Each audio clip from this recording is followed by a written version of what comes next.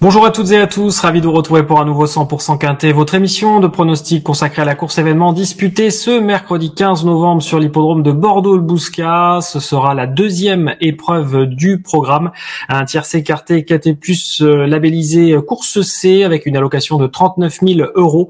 Ils seront 15 à en découdre sur la distance de 2650 mètres avec un échelon aux 25 mètres pour les trotteurs ayant 195 000 € ou plus à leur compte en banque. Ce sont des trotteurs âgés de 6 à 10 ans que l'on connaît plutôt bien dans l'ensemble, que ce soit d'ailleurs dans le sud-ouest ou sur la région parisienne.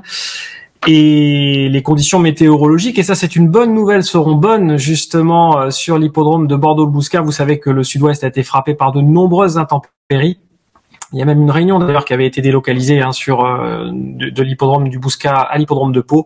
Et eh bien donc on aura quelques éclaircies, 16 degrés à l'horizon et donc en théorie pas de pluie pour cette belle réunion du tiercé écarté Quintet Plus. Sans plus tarder, on va passer au tableau des partants avec l'As Melby Guard avant le coup, plutôt en bout de combinaison. En tout cas, théoriquement, il doit pas jouer un premier rôle ici. Le numéro 2, Global Bookmaker, fait partie des 6 ans de cette épreuve. Il vient jouer une malchance sur l'hippodrome de Machecou. Il faut pas le condamner, on peut le reprendre. Le numéro 3, Futé-Burois, il fait dans l'ensemble toutes ses courses. Maintenant, il sera dépendant du parcours. Le numéro 4, Ed Scott, c'est l'un des chevaux en vue de cette épreuve. Il va falloir le placer très haut sur vos tickets. Le numéro 5, Guimauve d'Hanover, on l'a vu assez récemment gagner un Quintet Plus. C'était moins bien le dernier coup pour une petite place. Le numéro 6, Frimer Narcy, fait dans l'ensemble toutes ses courses. Il n'est plus aussi fringant qu'avant, mais il peut tout à fait réussir à attraper une 4e ou une 5e place. Le numéro 7, Fiston à Papa, un petit peu déçu le dernier coup, mais il reste compétitif pour les places lui aussi, tout comme le numéro 8, Eleven Chapter. Alors ce sera une question de sagesse le concernant, on en reparlera au cours de l'émission. Ça passe ou ça casse. Le numéro 9, Feria du Metz, juste à la limite du recul des 25 mètres, une protégée de Frédéric Lausier qui a joué un petit peu de malchance le dernier coup, mais qui semble désormais un petit peu limité. Le numéro 10, Gibson Creek, sur un second échelon. L'entraîneur se met à son sulky, c'est une course de rentrée, on peut tenter l'impasse. Le numéro 11, Falco des Rochers, doit ici pouvoir réussir à intégrer la bonne combinaison du Quintet. On vous le recommande. Le numéro 12, Guevara Dupont, vient de se requalifier en une 15-7 sur l'hippodrome de Beaumont-de-Lomagne. Emoji Rouge, son entraîneur le prépare en vue d'autres engagements. On raille là aussi. Le numéro 13, Doruc, reste sur des sorties franchement en demi-teinte, difficile de le conseiller. Tout l'inverse du numéro 14, Frenchman, qui vient de renouer avec la victoire. On va en reparler. Il fait partie lui aussi des candidats aux plus belles places de ce tiercé écarté Quintet Plus.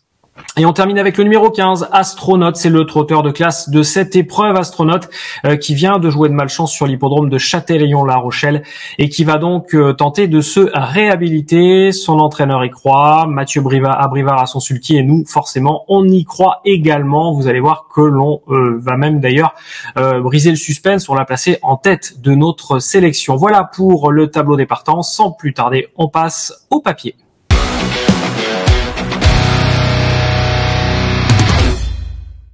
Allez, on passe au papier de ce tiercé écarté Quintet Plus avec le numéro 15, Astronaute, le plus riche du lot. C'est aussi un lauréat de groupe 1, bien entendu, lauréat de Critérium des 4 ans sur le plateau de Gravel. Alors, il vient de jouer de malchance lors de sa dernière sortie. C'était sur l'hippodrome de Châtellerault-La Rochelle. On va pas épiloguer sur ce qui s'est passé dans le premier tournant. Ça a été d'ailleurs largement commenté sur les réseaux sociaux.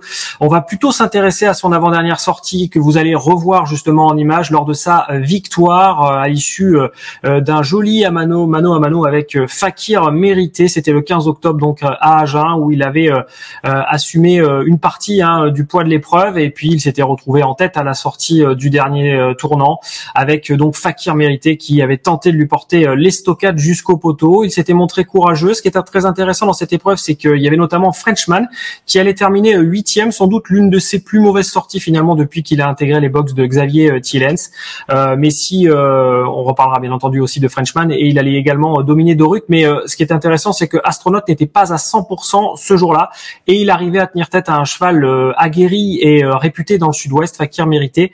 Astronaut qui va donc se présenter avec l'émoji vert, c'est très important en ce qui concerne Yannick Henry. Yannick Henry, et vous pouvez d'ailleurs lire un dossier consacré à Yannick Henry en page 2 de notre daté de ce mardi. Yannick Henry est confiant, il y a de quoi être confiant, surtout qu'il va retrouver Mathieu Abrivard à son sulky, avec qui il a souvent brillé. Une fiche concernant sa réussite déférée des 4 pieds, 50% de réussite à l'arrivée. Alors c'est vrai que c'est un cheval qui, après son sacre dans le critérium des 4 ans 2021, a connu ensuite une période un petit peu de méforme. Ce qui fait que finalement, son entraîneur a eu du mal à le retrouver. Mais là, il a retrouvé cette saison, et théoriquement, les choses devraient plutôt bien se passer le concernant. Alors, petite ombre au tableau, il faut quand même le préciser.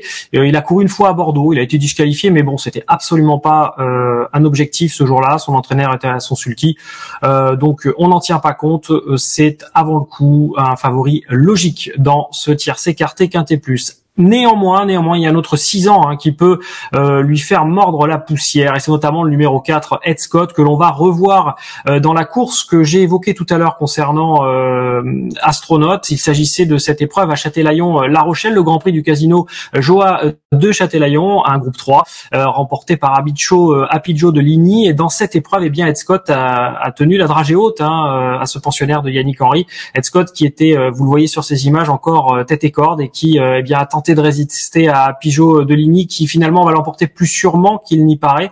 Mais Ed Scott réalisait une très bonne performance. Ed Scott, il a eu un petit passage à vide cet été, et puis à la fin de l'été, à Vichy notamment, il a obtenu un accessite intéressant, une 3e place, où il avait vraiment bien terminé, et puis ensuite il a gagné son quintet à la Capelle, et là il obtient un très bon premier accessite. Alors forcément, il aura l'avance initiale de 25 mètres, c'est une avance intéressante sur un hippodrome comme Bordeaux, même si on rend la distance à Bordeaux. Vous savez que la ligne droite est quand même particulièrement longue, mais c'est un profil qui va plaire à ce Ed Scott. Et attention, parce que ce pensionnaire d'Alain Chavat, qui sera drivé par son fils Arnaud, regardez sa réussite à Bordeaux-Bouscat, 2 courses de victoire, 100% à la gagne.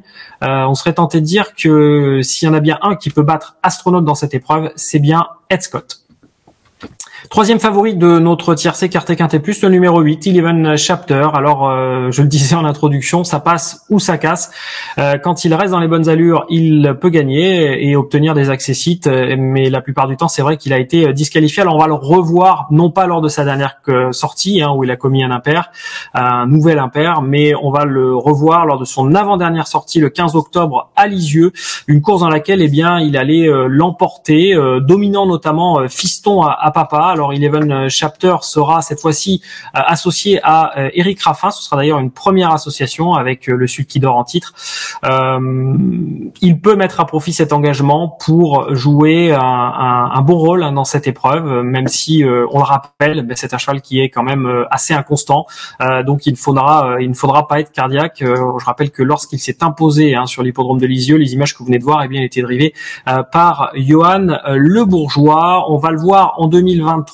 Alors ça n'inspire pas franchement la grande confiance. Il a couru 10 fois, 6 disqualifications à son actif, et quand il a trotté, il était soit non placé, soit sur le podium, soit vainqueur. Voilà, donc ce sera une affaire d'impression si vous voulez prendre des risques ou pas. Maintenant, en valeur intrinsèque, ce cheval-là, il est clairement en retard de gain, et avec toutes les disqualifications qu'il a à son actif, il aurait sans doute pu obtenir plus de gains. 4e favori de cette épreuve, là pour le coup ça semble être même presque une base, ce Frenchman, le numéro 14, car il vient enfin de renouer avec la victoire. Il méritait finalement de renouer avec la victoire, il tournait un petit peu autour du pot. Ça s'était mal passé l'avant-dernière fois sur l'hippodrome d'Agen, la course que vous venez de voir un peu plus tôt d'Astronaut, notamment cette victoire où Frenchman avait alors il y avait pas eu suffisamment de rythme, et puis on lui avait justement retiré l'anti-encapuchonneur. ce qui s'est avéré être peu concluant. Et lors de sa dernière sortie, vous le voyez sur l'hippodrome de hier, il était drivé par Jean-Christophe Sorel. Il s'était rapidement trouvé aux avant-postes avant de reculer sur une troisième ligne. Et lorsque dans la phase finale, eh bien son driver a mis le clignotant, eh bien il s'est bien imposé dans ce prix de la ville de Toulon. Alors Frenchman fera partie, bien entendu, des chevaux en vue. Difficile de ne pas le recommander. D'ailleurs, on va regarder sa réussite depuis qu'il a intégré les box de Xavier Thielens. Eh bien, c'est 12 courses, une victoire, 6 accessites et un joli 70% de réussite dans les 3 premiers. C'est vraiment probant. On va dire que il a tout pour lui, même si les esprits chagrins diront que il a couru 2 fois à Bordeaux et qu'à chaque fois il a été disqualifié. Voilà, c'est la seule en moi au tableau, mais ça semble être là aussi un candidat crédible pour les belles places dans notre tiercé écarté quintet plus. 5e favori, alors là il y a vraiment plusieurs possibilités.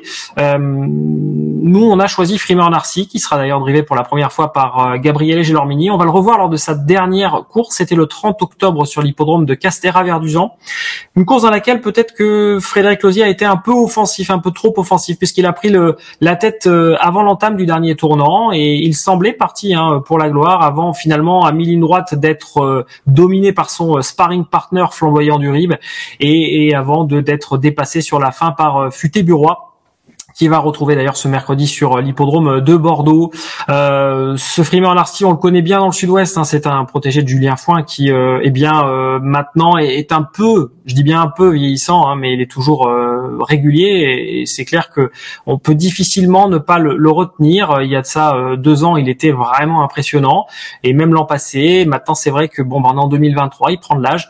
Il a désormais 8 ans, mais malgré tout, il va s'élancer au premier échelon. C'est un coup qui est quand même tentant. Vous le voyez en 2023 en fiche, 12 courses, 2 victoires et 8 places. Il est fréquemment là, ce Frimer Narcy. Je le disais tout à l'heure, il sera associé pour la première fois d'ailleurs à Gabi Gelormini.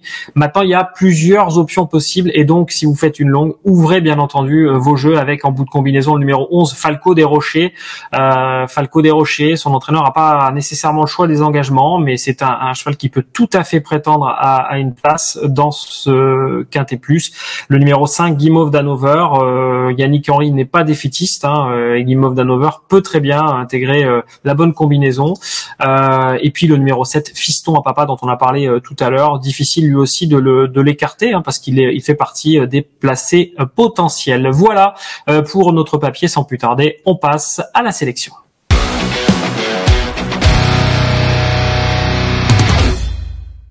Allez, on a placé en tête de notre ticket dans ce tiercé écarté quintet plus de ce mercredi 15 novembre à Bordeaux-le-Bouscal, numéro 15, Astronaute, qui, selon nous, doit pouvoir rallier le poteau en tête pour s'imposer. Il lui faudra battre le numéro 4, Ed Scott, qui est en forme et dont les dernières sorties sont vraiment bonnes. Le numéro 8, Eleven Chapter, s'il reste dans les bonnes allures, il peut mettre tout le monde d'accord, peut-être. Le numéro 14, Frenchman, dont la régularité plaide en sa faveur et qui, de surcroît, vient de renouer avec la victoire. Et enfin, le numéro 6, Frimer Narcy, qui fait partie aussi des chevaux qui sont particulièrement fiables et qui s'élanceront au premier échelon avec une belle carte à jouer. Voilà pour notre ticket, un conseil de jeu sur cette réunion.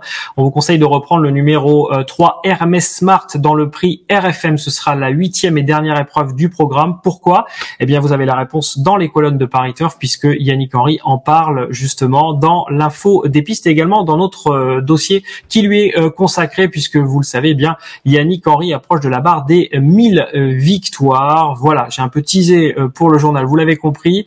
Quant à moi, je vous rappelle bien entendu avant de donner rendez-vous pour de nouvelles aventures sur 100% quintet que si vous ne l'avez pas fait, vous pouvez bien entendu et vous devez vous abonner à la chaîne YouTube Paris Turf TV. Voilà, merci de nous avoir écoutés, merci d'être fidèle à Paris Turf. Rendez-vous un prochain rendez-vous pour 100% quintet et à très vite.